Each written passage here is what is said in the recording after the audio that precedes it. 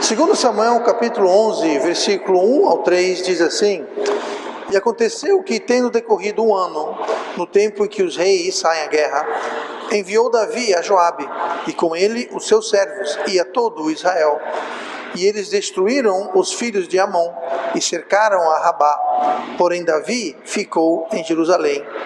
E aconteceu que numa tarde, Davi se levantou do seu leito, e andava passeando no terraço da casa real, e viu do terraço a uma mulher que se estava lavando, e era esta mulher muito formosa à vista. E mandou Davi indagar quem era aquela mulher, e disseram: porventura não é esta Batseba, filha de Eliã, mulher de Urias, o heteu?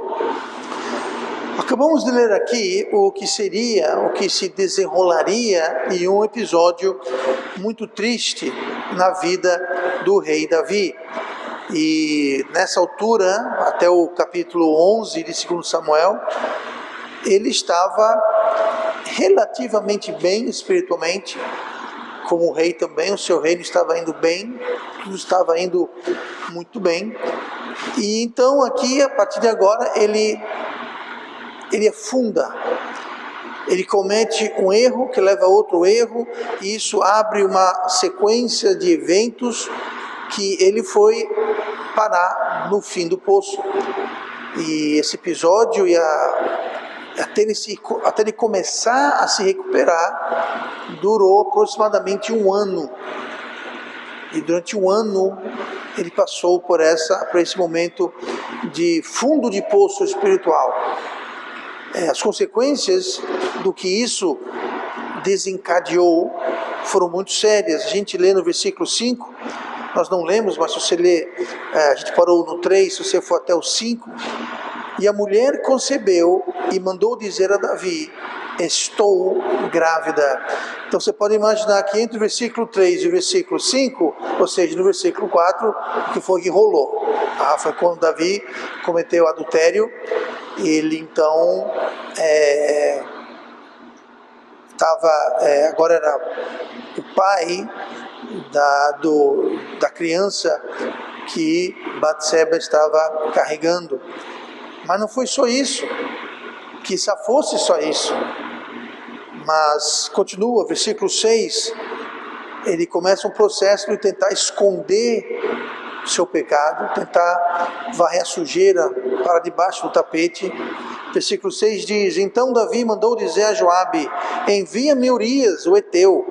E Joabe enviou Urias a Davi, lembrando que Urias estava com Joabe na batalha. Ele mandou o exército todo para a guerra, para a batalha, e Urias estava no meio deles. Então ele escreveu essa carta, mandou dizer a Joabe para mandar Urias de volta para Jerusalém. Vindo, pois, Urias, versículo 7, vindo, pois, Urias a ele, perguntou Davi como passava Joabe, e como estava o povo, e como ia a guerra. Para quem não está entendendo, Davi estava se lixando para Moabe, guerra e tudo mais. Ele tinha outros propósitos, como nós vamos ver agora no versículo 8. Depois disse Davi a Urias: desce a tua casa, lava os teus pés. E saindo Urias da casa real, logo lhe foi mandado um presente da mesa do rei. Então o rei falou: não, vá-se embora para casa. Você, inclusive, tem uma mulher, sua esposa é chamada Batseba, não é isso o nome dela? Se eu não me engano. Pois é, vai para casa, vai descansar. Inclusive, leva aqui. Aí mandou, quando diz aqui um presente da mesa do rei, ele mandou parte do banquete, mandou uma comida, mandou iguarias. Vai para casa, vai celebrar, você está de folga da guerra, da batalha, vai para casa, tem um jantar romântico com a sua esposa. Ele estava querendo encobrir os seus passos.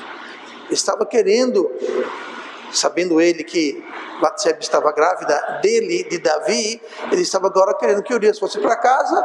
Aí depois, não, isso daí, ela engravidou, filho deles para lá, ele não tem nada a ver com isso. Tentou esconder. Ele não contava com o caráter de Urias. Versículo 9. Porém Urias se deitou à porta da casa real com todos os servos do seu senhor e não desceu à sua casa. Ele não foi para casa. Ele ficou lá no palácio mesmo e dormiu lá. Mas por que não, pastor? Nós vamos ver depois o porquê, mas basicamente ele falou, como é que eu vou deixar o meu líder lá na guerra, os meus colegas de batalha lá na guerra, e eu vou para casa, para minha esposa, ter um banquete com ela? Não. Eu vou ficar aqui dormindo na entrada do palácio. Versículo 13. Davi o convidou e comeu e bebeu diante dele. Isso foi já outra ocasião. E o embebedou. Davi chamou ele. Não foi para casa não, né? Venha jantar comigo. Acabou embebedando. E à tarde saiu a deitar-se na sua cama com os servos do seu senhor, porém não desceu à sua casa. Ele falou, não vou para minha casa. Não vou para minha casa. Não dando certo encobrir os seus passos, ele foi um passo a mais. Não só ele tomou a esposa de outro homem, sabendo que era esposa de outro homem, ele sabia. Nós lemos no versículo 3, que ele perguntou, quem é aquela mulher? Esta aí é Batseba, esposa de Urias. Tentou encobrir, não deu certo. Ele então partiu para, de forma covarde e traiçoeira, matar Urias. Não tinha outro jeito. Não tinha outro jeito. A única solução vai ser matar Urias, um homem inocente, vítima do seu abuso de poder, vítima das suas artimanhas. Versículo 14 de 2 Samuel 11. E sucedeu que pela manhã Davi escreveu uma carta a Joabe e mandou-lhe por mão de Urias. Olha que toque de crueldade. Ele escreveu uma carta, nós vamos ver o teu da carta agora, mas essa carta era basicamente uma ordem de morte para Urias. E falou, Urias, leva essa carta que contém ordens para lhe matar. Pega essa carta e entrega ao seu general. Escreveu na carta dizendo, ponde a Urias na frente da maior força da peleja e retirai-vos de trás dele, para que seja ferido e morra. Não tem ambiguidade nenhuma. Não tem como interpretar de outro modo, não foi erro de caligrafia, não foi... Não, ele falou, bota ele onde a batalha estiver mais quente, mais violenta, manda ele ficar na frente, aí você recua, para deixar ele sozinho, para que ele morra. Pois é. Como chegou a isso? Como que alguém, na posição de Davi, o homem cujo coração era para com Deus, um homem que sofreu tanto, um homem que foi tão injustiçado pelo seu sogro e antecessor, rei Saul, perseguido, injuriado, injustiçado, ungido, escolhido e usado por Deus, estava com seu reino consolidado, vitória na grande parte das frontes, estava tudo indo bem. Um homem de Deus chegou a fazer isso. Adultério, tentar encobrir, assassinato. Isso é assassinato, não tem outro nome, assassinato. Ele mandou matar. Abuso de autoridade. Como se chega a isso?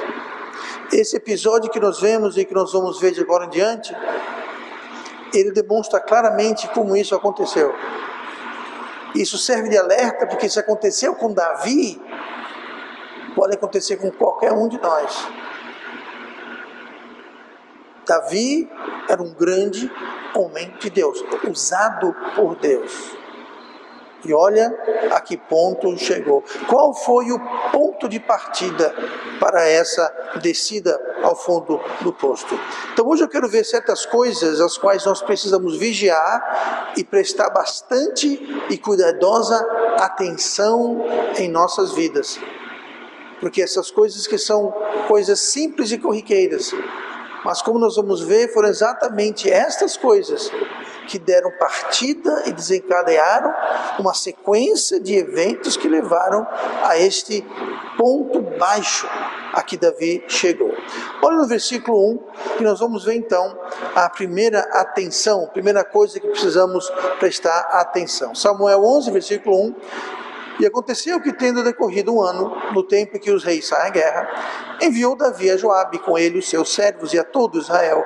E eles destruíram os filhos de Amon e cercaram a Rabá. Porém Davi ficou em Jerusalém. A primeira coisa para prestar atenção, preste atenção às épocas. Preste atenção às épocas. Como assim épocas, pastor? A nossa vida está cheia de épocas, fases, momentos, podemos dizer. A primeira pista aqui que nós podemos ler é que estamos falando sobre o tempo da primavera. Como é que sabemos isso? E aconteceu que, tendo decorrido um ano, no tempo em que os reis saem à guerra. Tipicamente, os reis saíam à guerra naquela época, na primavera. Eles saíam à guerra na primavera e eles saíam à guerra no outono. Por que, pastor? Porque o verão é muito quente. Você vai naquela região ali, Oriente Médio, no verão é quente, muito quente. Não tem água encanada, não tem entrega de bujão de água. Então era muito complicado você ter a logística bélica no verão. Então eles não saíam para a guerra no verão, saíam na primavera. Também não saíam no inverno pelo mesmo motivo. Era frio, chovia muito, lama, etc. e tal. Então outono e primavera eram as épocas de guerra. O verão e o inverno, eles não saíam à guerra. Tá? Com certeza houve exceções em algum momento aí, mas de modo geral, o tempo que saíam à guerra era primavera ou outono. E que tudo indica aqui, lembrando que fala que tinha decorrido um ano, aí você volta você faz uma retroanálise e você vê que era de fato a primavera. Mas então, existem tempos, existem ocasiões e épocas em nossas vidas que trazem perigos e tentações específicas àquelas épocas da nossa vida. Cada época traz deveres e responsabilidades específicas.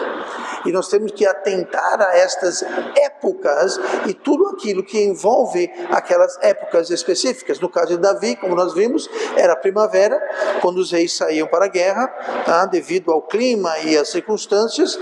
Então, essa época aqui era a época que Moabe estava em guerra. Estavam batalhando. E era dever do rei estar à frente e liderando a tropa. Inclusive o texto fala, no tempo em que os reis, Davi era o quê? Rei. Na época que os reis saem à guerra. Davi, o rei, saiu à guerra. Ele ficou em Jerusalém, como diz o final do versículo 1. Porém, Davi ficou em Jerusalém. Aquela época na vida de Davi era uma época em que ele deveria estar saindo à guerra. E ele não saiu à guerra, ele ficou em Jerusalém. Então veja como é importante para a gente ter atenção às épocas, para nós não sairmos dos nossos lugares que devemos estar nas nossas épocas. Pastor, mas eu não sou rei e eu não tenho época nem para guerra. Que épocas podemos falar que devemos atentar hoje em dia? Épocas em que coisas novas ou diferentes acontecem em nossas vidas. Não precisa ser uma guerra, não precisa ser uma batalha, mas qualquer coisa nova. Eu vou mencionar algumas coisas aqui, e algumas dessas coisas são inócuas em si. Não há nada de errado com elas em si. Por exemplo, vou dar uns exemplos aqui. Uma coisa nova, emprego novo. Está de emprego novo? Cuidado. Por quê? Porque é uma coisa que vai trazer uma mudança. Você passou no Enem para começar a faculdade. Cuidado. É uma época, você tem que atentar. Haverão deveres, responsabilidades, haverão perigos e tentações específicos para esse tipo de coisa. Começar um emprego novo, começar uma faculdade. Carro novo. Ah, pastor, você está de brincadeira. Carro novo, de repente o carro novo vira-se um ídolo. Você não pode ir para a igreja agora porque você tem que passear com um carro novo. Estou exagerando, mas acontece, qualquer coisa nova, gente. Mudança é uma coisa errada. Vou dar uma aqui totalmente fora do contexto. Você ganha na loteria. Ok. Quem joga na loteria, levanta a mão. Ninguém. Muito bem, então de parabéns. Mas se você jogasse e se você ganhasse, não esqueça o dízimo, tá bom? Só lembrando os irmãos que, tá bom? É errado, mas se ganhar, o dízimo procede. Estou brincando com vocês, mas você sabia que estatisticamente mais pessoas que ganham na loto arruinam suas vidas? Arruinam suas vidas. Eles ficam pior. Tanto queriam, se eu tivesse 1 bilhão, 2 bilhões de reais, se eu tivesse... Arruinou. Existem muitos casos, divórcio, marido mata a mulher, mulher mata o marido. O irmão Wagner, era aqui da igreja há muito tempo, foi transferido lá pro Acre, se não me engano. Ele contou uma história que, não é que ele ouviu dizer, ele tinha um colega que ganhou na loto, era colega dele de trabalho.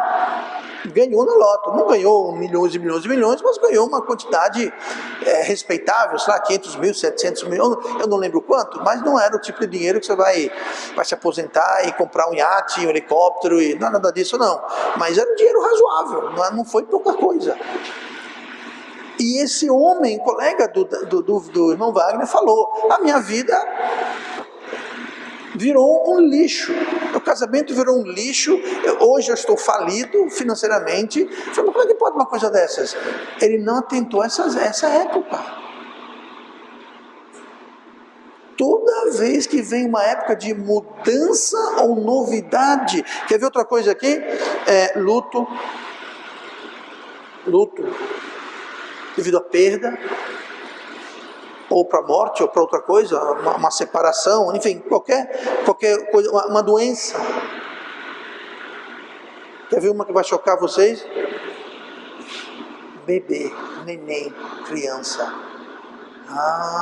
Por quê? Mudança. Quando nasce uma criança, a sua vida vai fazer assim, ó. Você não vai dormir direito, você não vai... Tudo vai mudar, tudo vai ser transformado, aquilo vai trazer pressões, aquilo vai trazer circunstâncias, aquilo vai trazer problemas, responsabilidades, tentações, perigos. Então nós temos que fazer o quê? Ficar atento. Não é para, então, eu não quero ter criança, eu não quero emprego, eu não quero carro, eu não quero ganhar na loto, eu quero não ganhar na loto, vou trabalhar que é melhor. Eu quero... Não estou dizendo isso. O que eu estou dizendo é que nós devemos ter cuidado e estar atentos às épocas da nossa vida. Eu conheço um jovem, ele não era aqui da igreja, mas frequentava com frequência aqui a igreja, e ele passou, inclusive, a Camila, que está em São Paulo, também era daqui, estava no mesmo curso que ela aqui na UFAL, conheceu ele lá, e ele foi criado em família cristã, e era de igreja, um jovem até que exemplar, 18, 19 anos, passou na UFAL. Uma semana depois, ele disse para todo mundo, esqueça que um dia eu fui crente. Completamente debandou, apostatou, se ele era crente, não era crente, eu não sei, mas foi uma mudança. Por que foi uma mudança? E quando se trata de faculdade é um perigo, quando se trata de UFAL, antigamente era uma coisa, opa, UFAL, que bom, tem que ter muito cuidado, gente. As faculdades federais no Brasil estão um perigo mesmo, não sei outro adjetivo para usar, perigo, você tem que estar atento. E não é só o FAO, não, qualquer faculdade, mas as federais estão, em especial, centro de doutrinação terrível. Mas enfim, continuando aqui. Então, qualquer coisa, qualquer situação que venha trazer uma mudança, uma novidade na sua vida, cuidado, fique atento às épocas, porque nessas épocas que nós precisamos aumentar a vigilância e não medir esforços contra os ataques do inimigo, do mundo e da carne. Então, primeira coisa, atenção às voltando para Samuel 11, versículo 1, atenção às épocas e atenção ao dever. Olha o que fala aqui, aconteceu que tendo decorrido um ano, no tempo que os reis saem à guerra, enviou Davi a Joabe, com ele os seus servos e todo Israel, e eles destruíram os filhos de Amon e cercaram a Rabá, porém Davi ficou em Jerusalém. Vejam só, quem foi que destruiu os filhos de Amon? Não foi Davi. Quem foi que cercou a Rabá? Não foi Davi. Por quê? Davi ficou em Jerusalém, no seu palácio. Esse palácio, a casa real, tinha de tudo que era melhor. Tinha um Wi-Fi de alta velocidade, tinha hidromassagem, televisão a cores, tinha frigobar, tinha todos os luxos e maravilhas que você pode imaginar que tinha naquela época. Ele ficou lá, numa boa. Ele fugia ao seu dever. Nós temos que estar atento, além às épocas, às nossas responsabilidades. Quando nós saímos e fugimos das nossas responsabilidades, como Davi fez, nós estamos um pouco mais perto da queda. Davi fez isso, não cumpriu o seu dever, não cumpriu a sua responsabilidade. Ele estava, como diz o versículo 2, e aconteceu que numa tarde Davi se levantou do seu leito. Eita, vida boa! Quando é que foi que ele levantou da cama? De tarde. Quem é que levanta de cama de tarde, da cama de tarde? Ninguém vai admitir, mas eu estou sabendo, não estou sabendo nada não, tá? E andava passeando, coisa boa, acorda no meio do dia, de tarde, vai passear no terraço da casa real. Que bênção, né? E aí ele viu no terraço uma mulher que se estava lavando, e era essa mulher muito formosa à vista. Me diga uma coisa, se eles tivessem ido à guerra, se ele tivesse ido cercar a Rabá, se ele tivesse ido a destruir os filhos de Amon, ele não estaria acordando à tarde da cama, não estaria passeando ao meio-dia ou de tarde, e não teria visto o que está em questão. Não teria visto a mulher com a qual ele cometeu adultério. Tudo isso foi desencadeado porque Davi não prestou atenção às épocas da sua vida, e ele não prestou atenção aos seus deveres e responsabilidade. Ele estava fora do que era esperado dele, fora do que cabia a ele, e foi aí que começou esse processo. Pastor, mas é um grande pecado você ver uma mulher bonita? Não, não é um grande pecado você ver uma mulher bonita. Porém, olha no que deu. Não ficou só no olhar.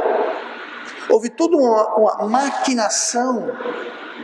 Ele foi perguntar quem era, ficou sabendo quem era, ficou sabendo que era casada, mandou chamar ela, aí mandou ela embora, aí tentou encobrir, chamando o marido não foi para casa, chamou de novo, me embebedou o marido, vai para casa, ele não foi, então vou matar o marido, mandou fazer uma carta condenando a morte, dá na mão dele e fala, entregue ao general, que ele não falou que ele vai se encarregar de matá-lo.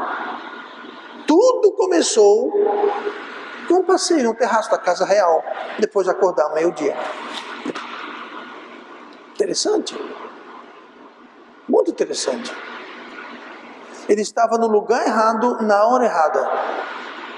Se tivesse cumprindo seus deveres e responsabilidades, ele não estaria no lugar errado na hora errada, ele estaria no lugar certo na hora certa, e se estivesse no lugar certo e na hora certa, ele não teria visto Batseba se lavando e achando-la bonita e tendo a chamada, etc, etc, etc.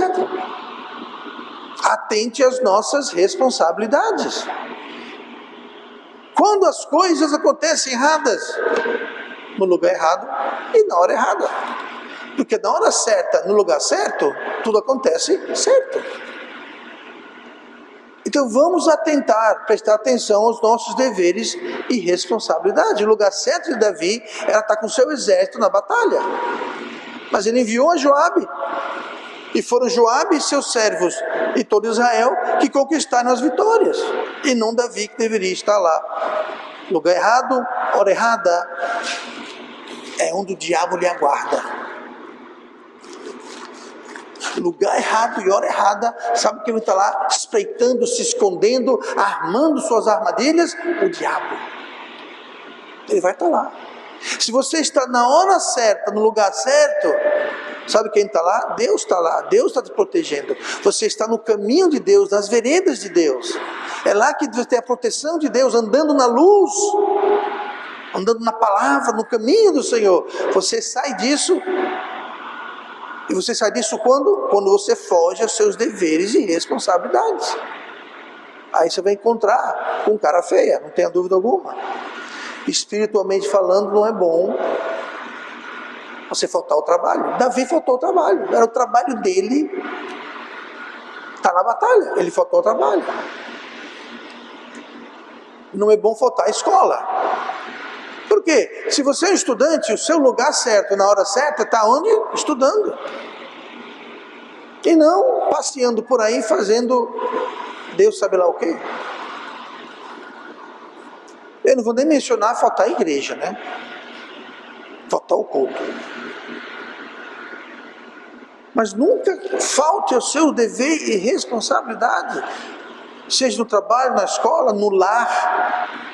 No lar, nós temos deveres, homens, mulheres, maridos, esposas, filhos, filhas, nós temos deveres e responsabilidades, e quando nós saímos e fugimos, é lá que vamos começar a entrar no processo de descer ao poço, quando nós fugimos daquilo que devemos estar fazendo. Um exemplo que me vem à mente é Adão. Em Gênesis 2,15, e tomou o Senhor Deus o homem e o pôs no jardim do Éden para o lavrar e o guardar. Diga uma coisa, lavrar é trabalhar, tudo bem, fazer, cuidar fisicamente, e guardar é o quê? Guardar é tomar conta, é vigiar, é guardar. Diga uma coisa, como é que a serpente entrou e ficou lá a ponto de tentar Eva? Será que Adão foi omisso com a sua responsabilidade de guardar? Uma coisa eu sei, Deus nunca nos incumbe com algo que nós somos incapazes de fazer. Se Deus falou, eu quero que você lavre, que você guarde o jardim, é porque Adão tinha como guardar o jardim. Quem sou eu para julgar Adão? Ele não estava lá, ele não tem evidência bíblica alguma disso. Eu sei de uma coisa, Deus colocou Adão lá para guardar. E no meio do jardim estava a serpente. Eu vou culpar quem? Deus? A serpente? Eu não sei, só sei de uma coisa. Alguma coisa no guardar não foi muito bem guardado. A maioria das pessoas, isso é um fato, eu observo isso aqui na igreja. A igreja esse ano faz 20 anos. Já se passaram 19 natais aqui na igreja. E não é só aqui na igreja, mas de modo geral. Época de Natal, férias em geral, é quando mais tem problemas. Pessoas se afastam de Deus, esfriam espiritualmente, problemas no lar, pais com os filhos, filhos com os pais. Por que o Natal ou férias? Aí volta para o primeiro ponto, cuidado com a época. São épocas de coisas novas, mudanças. Faculdade, escola está em férias, feriado, festas de confraternização, blá, blá, blá, blá, blá. Cuidado com épocas, cuidado com responsabilidades.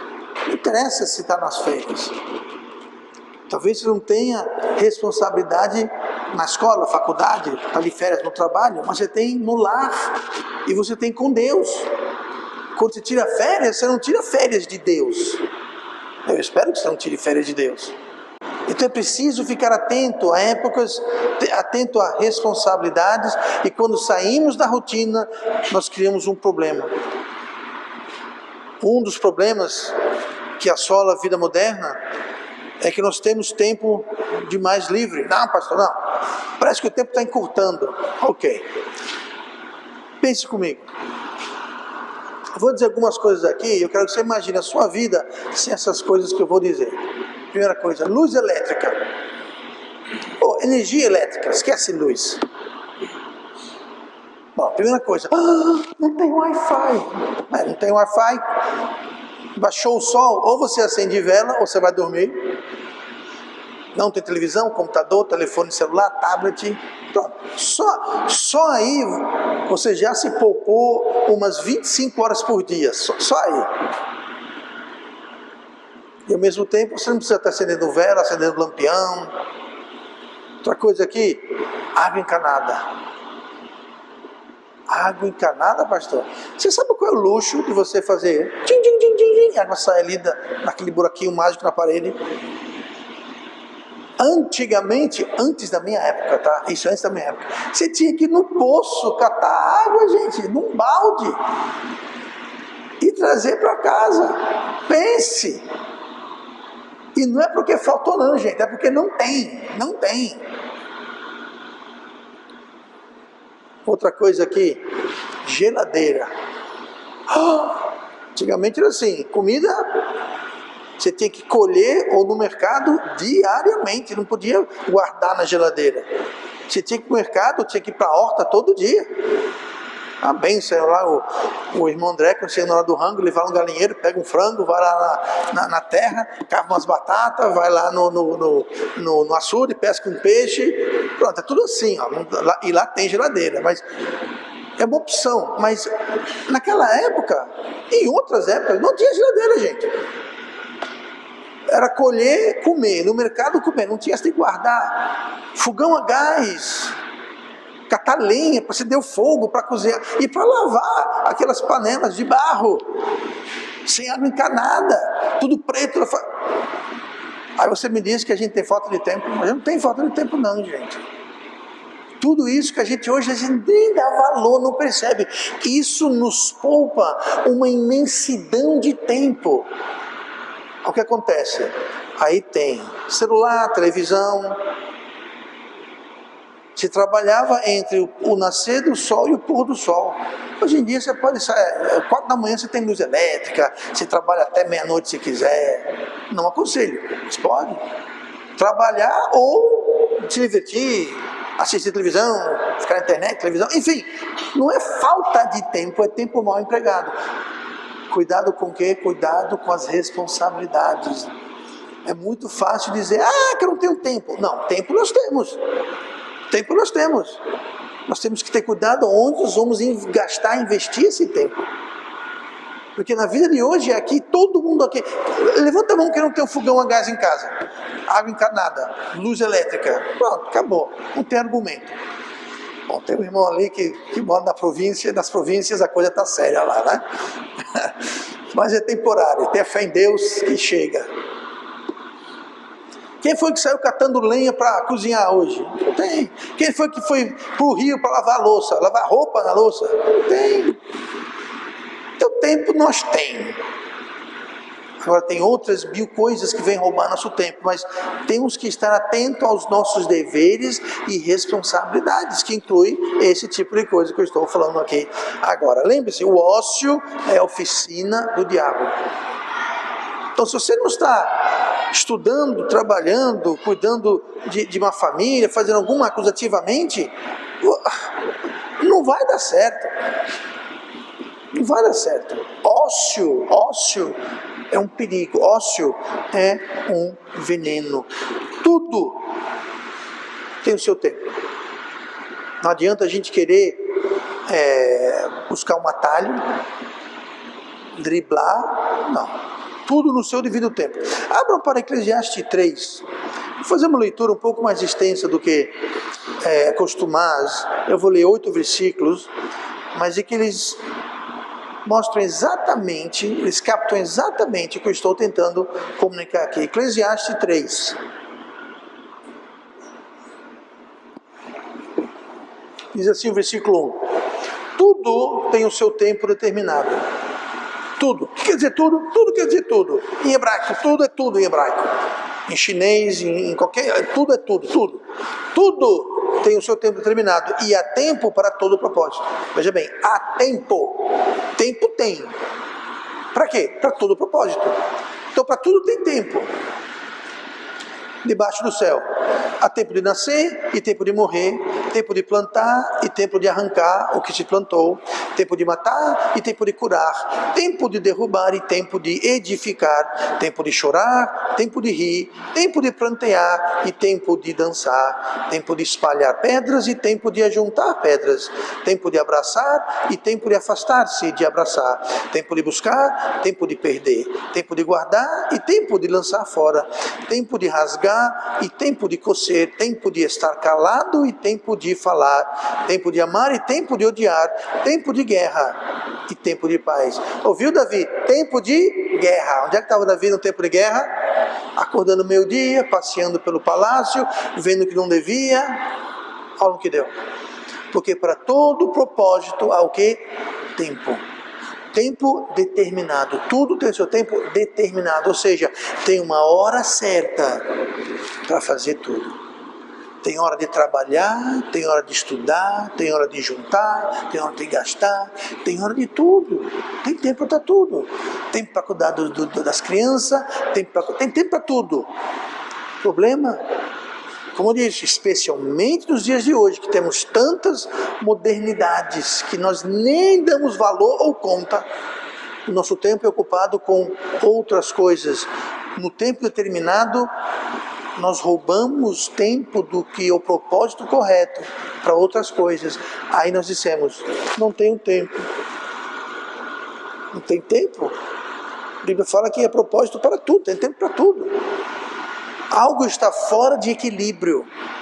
Algo está errado. Deus não vai dar para você. Deus não quer que você faça 27 horas de coisa num período de 24 horas. Deus não trabalha assim. Deus não vai lhe dar uma coisa que é impossível de você fazer. Deus não vai lhe sobrecarregar você, porque Ele fala, vinde a mim, todo que tiver o quê? Cansado e sobrecarregado, e eu vos aliviarei. Como? Lhe dando coisas a mais do que podemos fazer? Não, o problema é que nós nos sobrecarregamos. Nós permitimos ficar sobrecarregados, mas há tempo para tudo. E no seu tempo determinado. Então não há atalhos, não há truques. Faça a coisa certa, na hora certa, e vigie e guarde. Porque quando ficamos sobrecarregados, nosso discernimento sofre, a nossa paciência sofre, e a gente acaba fazendo, pensando, falando coisas, porque não estamos vigiando as nossas responsabilidades. Voltando para 2 Samuel 11:1, vamos ver a última coisa que devemos prestar atenção. E aconteceu que, tendo Samuel decorrido um ano, no tempo em que os reis saem à guerra, enviou Davi a Joabe, com ele seus servos e a todo Israel, e eles destruíram os filhos de Amon e cercaram a Rabá. Porém Davi ficou em Jerusalém. Muito bem, a terceira e última coisa de hoje: atento a épocas, atento aos deveres e responsabilidades, e fique atento à prestação de contas. A prestação de contas. Davi estava no lugar errado, na hora errada. Tem outro agravante: ele não respondia ou prestava contas a ninguém. Afinal, ele era quem? O rei. Eu não tenho que pedir nada para ninguém, eu faço o que eu quero, eu sou o rei. Ele era o rei e ele não respondia a ninguém. Essa é uma posição, como Davi percebeu, muito perigosa. Mas pastor, eu não sou o rei. Você é rei da sua vida. Você pode não ser o rei de uma nação, mas você é o rei da sua vida. É você que manda na sua vida. Já pensou nisso? Davi era o rei, ele levantou da cama de tarde, não foi para o trabalho, no caso, batalhar, e ficou passeando pela casa real. Sim, nós podemos, amanhã, uma segunda-feira, acordar de tarde, não ir trabalhar e ficar passeando. Qual a diferença? Tecnicamente nenhuma. Quem aqui amanhã tem que trabalhar, levanta a mão. Eita, povo trabalhador. Tudo bem, vocês podem amanhã simplesmente acordar meio-dia e sair passeando por aí. A polícia vai. Ei, você aí! Acorda, trabalhar. Não, você faça isso. Haverá consequências? Pergunta para Davi. Sim, haverá consequências. Mas você é o rei da sua vida. Você que determina quando você acorda, o que você faz quando acorda, é você. Você é rei da sua vida. O problema com Davi não era que ele era rei, ele não tinha prestação de contas. Nós podemos chamar isso de contabilidade. O que o contador faz? Do que se trata contabilidade? É uma prestação de contas. Bom, entrou tanto, saiu tanto, está devendo tanto, tanto em ativo, passivo, não sei onde. É uma prestação de contas. É contabilidade. Nós devemos ter contabilidade em nossas vidas.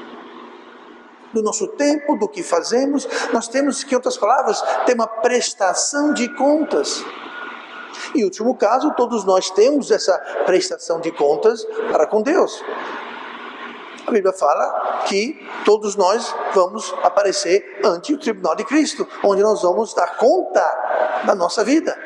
Tudo que fizemos no corpo, seja bem, seja mal. Pastor, mas isso é lá depois do arrebatamento, que ninguém sabe como é que vai ser, e nem sabe se vai ser. Vai ser, viu? Vai ser. E vai ser muito mais breve do que a gente imagina. Tá? Mas enfim, mas é depois do arrebatamento, aí vai ter as bodas primeiro, a gente vai comer bem muito e tal e coisa, aí depois, mas vai chegar, o dia vai chegar. Agora, a prestação de contas aqui na terra não demora tanto assim não. Olha, Davi. Vamos supor que isso aqui é uma segunda-feira, quando começou o capítulo 11. Vamos supor, eu não sei que dia que era. Vamos supor que é uma segunda-feira. Você somando os dias que passaram daqui e dali, não deu uma semana, a vida dele estava de ponta cabeça. Ele passou de ser um rei, honrado, respeitado, a ser um assassino, sem caráter, sem ética, que abusou da sua autoridade, da sua posição, matou um homem, cometeu adultério, deu mau exemplo. Em alguns dias, pois é, como diz o ditado, para baixo todo santo ajuda. As nossas vidas podem se desfarelar muito pouco tempo. Basta um pequeno deslize, e como eu disse no começo, desencadeou uma sequência de eventos que foi de mal a pior. Qual foi o evento mais importante, mais impactante? Sabe qual foi? Ele não foi para a guerra. Ele ficou na cama. Se ele não tivesse ido para a guerra e acordado cedo e passeado cedo, não teria visto a dita cuja. Pensaram nisso? Ele não foi para a guerra e acordou tarde. Pastor, é pecado acordar tarde? Eu não estou dizendo isso, eu estou no caso dele. Especificamente no caso dele. Mas ele não respondia, não prestava contas para ninguém. Isso é muito perigoso. O grande problema é que muita gente almeja isso. Muita gente quer isso. Ninguém manda em mim. Você não é meu pai. Você não é minha mãe. Eu que sou dono da... De modo geral, todo mundo quer não ter prestação de contas. Eu quero fazer o que eu quero, eu não presto contas para ninguém. Eu não como na sua casa, você não paga minhas contas, eu sou dono da minha vida, faço o que eu quero. Basicamente é isso. Cada um quer viver a sua vida como se eles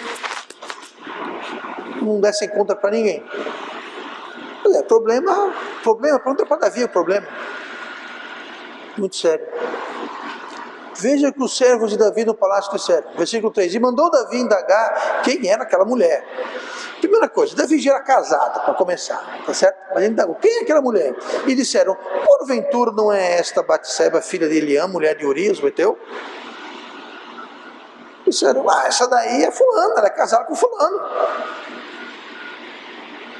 Todo mundo no palácio sabia que ele estava olhando a mulher lá com segundas intenções. Mas tudo bem, ele só olhou, perguntou, não fez nada. Fez nada não, mandou chamá-la. Ninguém no palácio sabia o que estava acontecendo. Oh, mistério. Belo exemplo, Davi. Chamando a mulher que pertence a outro homem, sabendo que era assim, a chamou e se deitou com ela, a engravidou. Ninguém no palácio ficou sabendo. Eu sou o rei, eu faço o que eu quero, eu chamo quem eu quiser, eu engravido quem eu quiser, e se não gostar, vou mandar prender você. Vou chamar a Polícia Federal, vou abrir um inquérito, e você vai ficar preso aí até... Pois é, era assim a coisa. Ainda é em alguns lugares, né?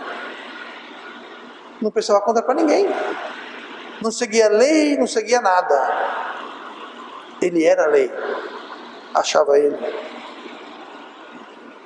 Toda a trama de chamá-la, tentar cobertar, e a morte, foi acompanhado por todo o pessoal do palácio. Não digo todo, não sei se todos, mas de modo geral, eu imagino que não era um segredo que estava acontecendo. A estranha ordem a Joabe, no versículo 15, ponde a Urias à frente da maior força da peleja, retirai-vos de trás, para que seja ferido e morra. Joabe não é nenhum tonto, gente. Joabe não é nenhum tonto.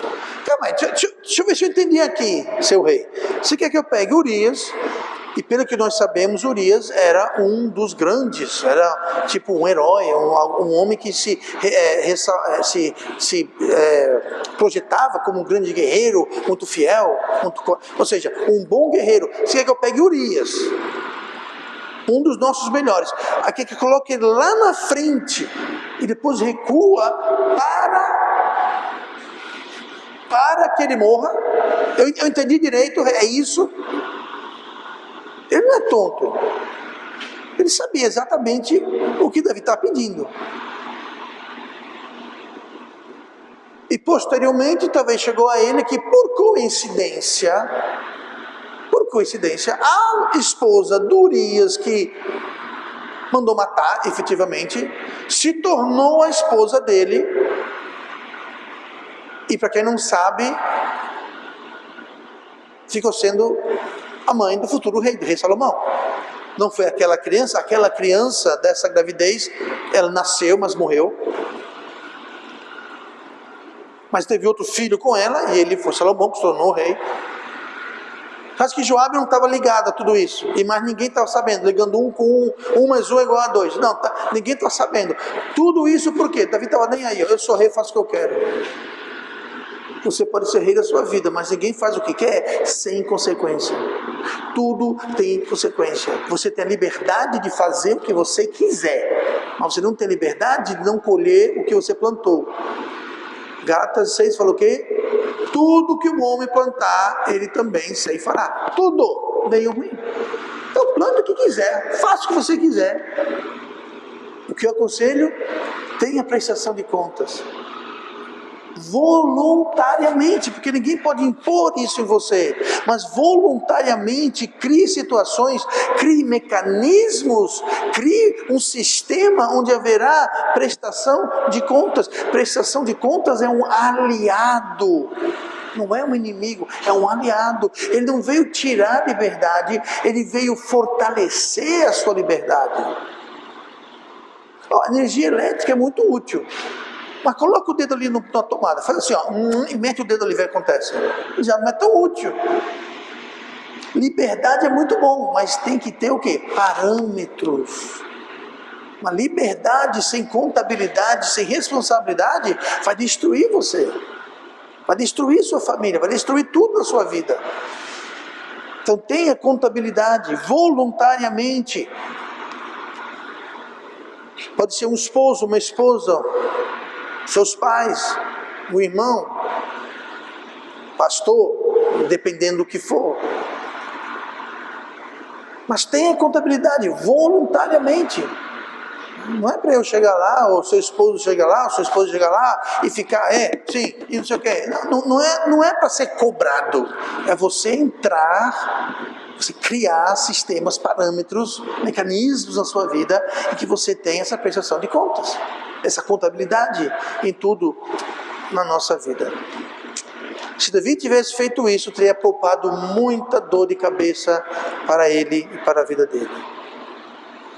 Muita dor de cabeça. A maioria das pessoas, como eu disse, Eles querem fazer o que eles quiserem, na hora que quiserem, do jeito que quiserem. E quem não gostar, problema deles. Eu quero ter total liberdade de fazer tudo do meu jeito, da minha hora, do meu tempo. Eu tenho esse direito. Você tem. Agora vem com preço.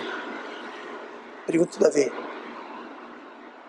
Davi passou um ano, você lê a história dele na Bíblia. Passou um ano até a morte do menino, da criança. Ele passou um ano rebelde, um ano fingindo que não aconteceu nada, um ano dizendo que eu sou rei, eu fiz, e daí? Um ano de rebeldia. E isso foi um divisor de águas. De Samuel 11 em diante, Davi nunca teve sossego, tranquilidade na sua vida ou no seu reino. Pode ver. Antes, ele tinha tribulação, como falamos. Começou quando derrotando Golias, top. Casou com a princesa, top. Foi contratado para trabalhar na corte do rei Saul, top. Até o rei Saul ficar com bronca dele e tentar matá-lo. Aí foi aquela... Com Deus superou tudo, manteve seu caráter. 2 vezes eu tive condições de matar Saul. Estava ali na frente dele, ele poderia ter matado. Ele falou, não, de modo algum. Não farei isso. Se Deus quiser, Deus mata, mas eu não vai ser por minha mão. Olha o caráter. Sendo perseguido injustamente, ele estaria totalmente, ao meu ver, qualificado de acabar com a vida de Saul. Não, falou, não vou fazer isso. Assume o reino prospera, ele tem vitórias, tudo está indo bem. Samuel 11. Deslize. Desencadeou uma sequência de eventos que afetou o resto da sua vida. Resto da sua vida. Cuidado. Existem coisas que nós fazemos que as consequências vão durar a vida toda. E podem começar com simples atos de acordar meio-dia, faltar ao trabalho e sair passeando por aí. Nossa, é tão sério assim? Você desencadeia uma sequência de eventos. Você não sabe onde é que ele vai parar. Cuidado. Nós podemos aprender com Davi. Só para terminar a mensagem. Nós podemos aprender muito com Davi. A grandeza que ele alcançou, como ele foi usado por Deus, mas também podemos aprender muito com seus erros. Como disse recentemente, sabedoria é aprender com os nossos erros. Sabedoria maior é aprender com o erro dos outros. Vamos aprender com os erros de Davi.